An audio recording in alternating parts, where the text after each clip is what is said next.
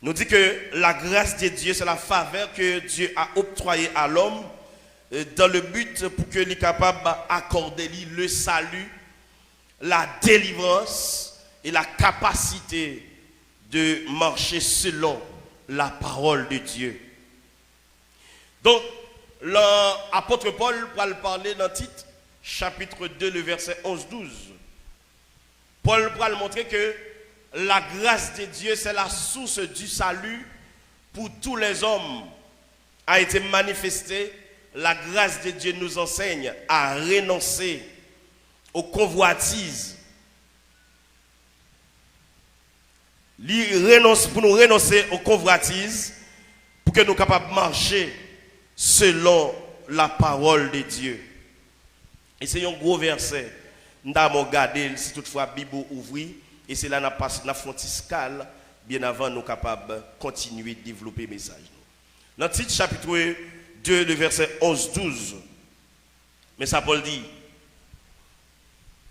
titre chapitre 2, il dit que la grâce de Dieu, source de salut pour tous les hommes, a été manifestée.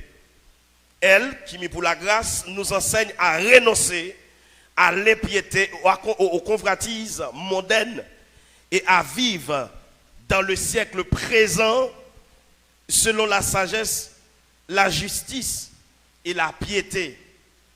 Je reprends.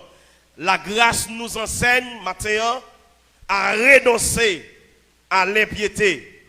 Mes frères et sœurs, lorsque nous marchons dans la grâce, première exigence que la grâce fait nous, l'exige nous pour que nous marchions, alors disons pour nous renoncer à l'impiété. C'est contraire de l'impiété, c'est un monde qui marche de manière pieuse.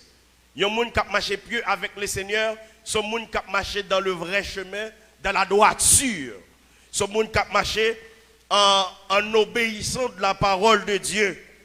Donc, la grâce de Dieu également, lui enseigne nous pour nous renoncer aux convoitises mondaines. Il définit convoitise comme étant un désir extrême, sans scrupule pour les choses. La grâce de Dieu, c'est définit comme étant un désir extrême. Maintenant, lorsque un monde a marché dans la grâce de Dieu, donc on doit renoncer à ça qui est le désir extrême. Désir extrême, c'est des bagages qui poussent à faire pour gagner un bagage. Par exemple, pas de problème, il y a des désirs qui sont positifs. Il y a des désirs qu'on gagne, par exemple, ou un désir pour marcher avec le Seigneur, ou un désir pour sembler avec bon Dieu, ou un désir pour vivre l'évangile dans l'autre dimension. Ça, c'est façon positive ou capable d'écrire désir. Mais il y a l'autre désir, et c'est ça qu'on voit dans lui-même décrit, qui c'est de manière négative. Donc, il dit désir, ça, c'est un extrême, sans scrupule pour gagner des choses. Donc, son vif désir qu'on gagne, il y a un bagage qu'on peut gagner, on va faire tout ça qui dépend de vous pour gagner.